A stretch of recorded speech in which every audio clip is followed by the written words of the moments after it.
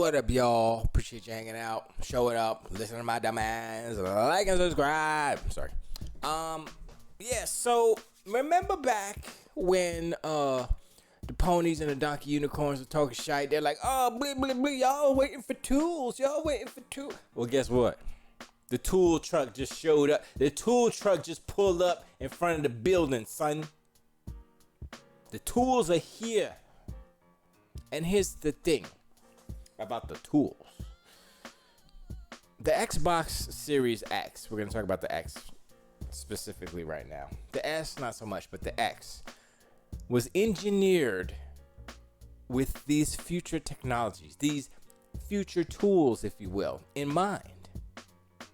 I can't say the same about the PlayStation 5 because the PlayStation 5, it says a PlayStation 4 Pro.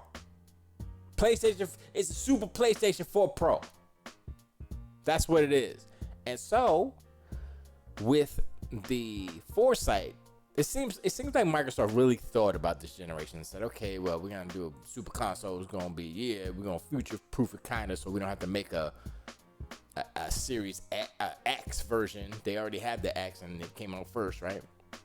And the S is like affordable. Everybody scoop it up, so they cover all their bases right out the gate. People like wondering why they doing that. That's so dumb, man. They got two different. It's harder for developers, but that was the whole narrative. And then you realize, oh, they just making PlayStation 4 games till 2025.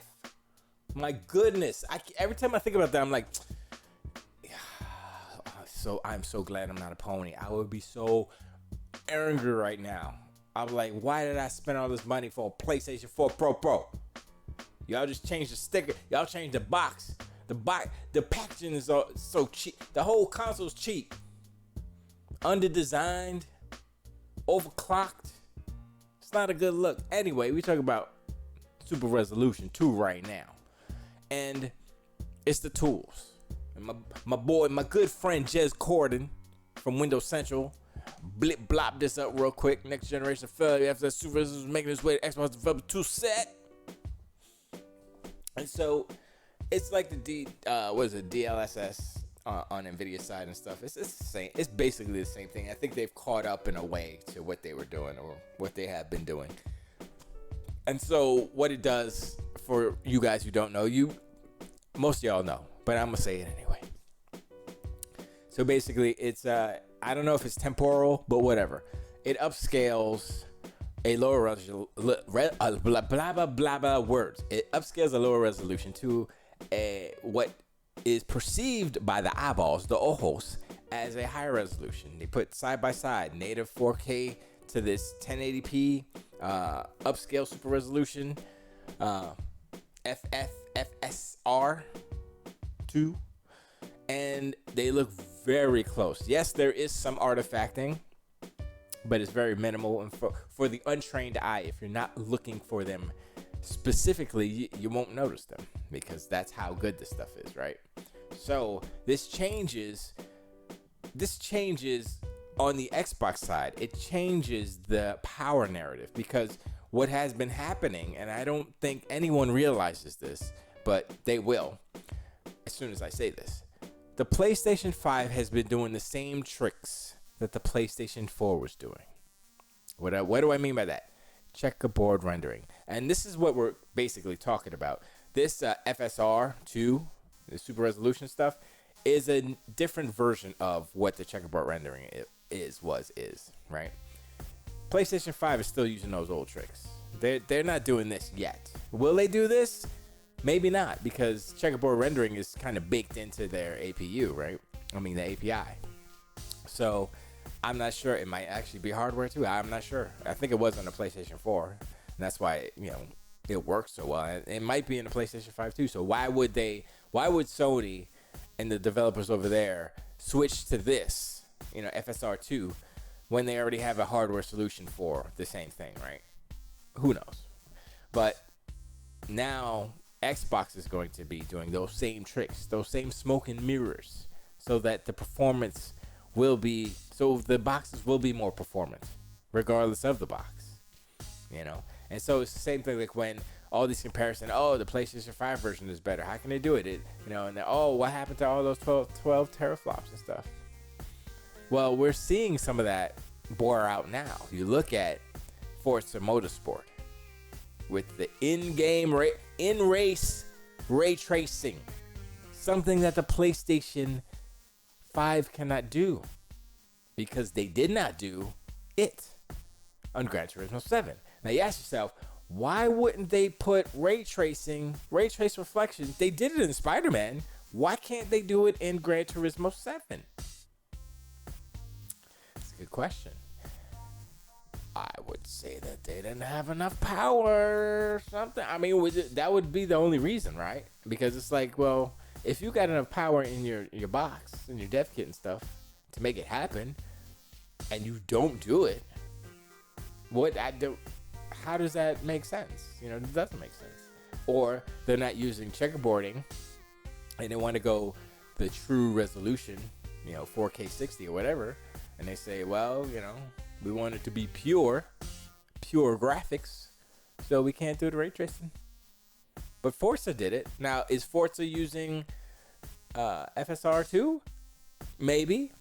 Are they using what is it? The pixel shaders, or was it? Is that what it's called? I can't remember what it's called. Where it focuses on whatever it's focused on has the better fidelity or something like that, which is a smart use. Because if something is depth of field, out of focus, why would you have that at 4K? I mean, yes, it makes sense sometimes in some instances, but in a racing game when stuff is zooming by you with, motion blur and out of focus at the same time, yeah, just blur that out. I think that technology specifically is specifically for Forza Motorsport and Horizon, how it works, or maybe if you're flying a spaceship through the space and stuff is blurring and stuff, it's like, yeah, it doesn't matter if it doesn't need to be 4K, native 4K, if it's blurry. Anyway, Jason Ronald, of course, the mastermind behind all the things over there at Xbox, says this: excited to continue to partner with AMD and GPU Open to provide the latest techniques and graphics performance and to game developers on both Xbox and PC. Didn't notice them other guys. What else is that? FSR 2 samples are now included in the GDKX for Xbox developers. That's what's up. So now games going forward, I would say, would Starfield have, I think they have enough time. You know what? Here's I just thought of this right now. Is it possible that Starfield was delayed until next year because they knew this was coming and they said, yo, hold up, we could use FSR 2 on Starfield and get the dope and get up to 60 frames, because right now it's framey as hell. So I think when they put all those clips together for Starfield for that presentation, they weren't using FSR 2. But what I think is that they said, yo, we gotta delay it so we can throw that FSR 2 up in there, so when it comes out it's smooth like butter. You know what I'm saying? That's what I think. That's what I think done happened did. So yeah, that sounds more believable. I don't know. That's the only. I mean, that and Redfall look pretty good though. But if they slap some FSR 2 up on there, I'm like, fix all the problems, fix all Bethesda games. All Bethesda games fix. Put the Band-Aid on it. It's okay. Sometimes you need a Band-Aid. I was like, we are excited to prove to the resident developers and find the most established cross platforms to the Xbox One and Xbox One, boy. Look at the mold. So anyway, but that's cool though. Look at that. Look at Deathloop. Oh, they're showing their Deathloop. I'm gonna play that real quick. But yeah, it's. I don't look. All this console war stuff is all fun and games, but when you have a contingent of equine warriors who are constantly talking shite, making fun of the tools, making fun of all this stuff, but they don't realize that the tools are going to smack them upside the head down the road. This has been happening all this generation, and we keep telling keep telling them, if you don't have day and date on your goofy PlayStation Plus, nobody gonna care. Now, I've seen some videos. People say, oh, it's so awesome. Oh, it's this. Oh, it's that. No, it's not. No, it's not. Y'all just didn't. I guess y'all didn't buy or play the games, or maybe you did, and you're just trying to get some good favor with Sony, trying to get back on that good list or something. I don't know. You know, that's how they roll. You make fun of Sony, you talk bad about Sony, they put you on the blacklist real quick. They be like, nah, you don't get no games. Nope. I'm glad I'm not one of those content creators. I don't need games. Don't give me don't send me nothing, Sony. Don't even think about it. I don't want it. I'ma trash it. If you send me something, I will burn it. I will make a video and burn it. I might play it first, but I'm gonna play it. How am I burn a digital copy of something? Cause they ain't sending physical copies. You think they send a care package to me? If they sent me a PlayStation 5, I would burn the little fins that come off. I'll take those off and burn them because they're ugly. I just have a bucket naked PlayStation 5. And I get some white out and I write, this is the white part on the black part. And put a little arrow. This where the fan air go. Put arrow so you know the fan goes in and the arrow goes out the back. Cause instructions. Look, I don't know, man. What is going on there? Okay. But yeah. I'm like I said, I'm glad I don't need to be placating to these companies. Be like, oh, they're so good. Cause this is my business and I need to talk good so they can give me free stuff so I can have more content. Nah. Nope, not me. Never. You know what? Never say never, but I'm gonna say never. Because how about this? I'm not gonna say never. I'm gonna say this. If anybody sends me, but I'm gonna say specifically, if Sony sends me something to review, right? I'm gonna be honest. And that's probably gonna be the last time they send me something. Nah, if it's good, it's good. You know what I'm saying? But as far as Sony products, I had a car stereo one time and it wasn't that good. I could be real about that, but it was in the 90s, so whatever. It was. Have I ever had a TV? I have some Sony speakers on my AV system.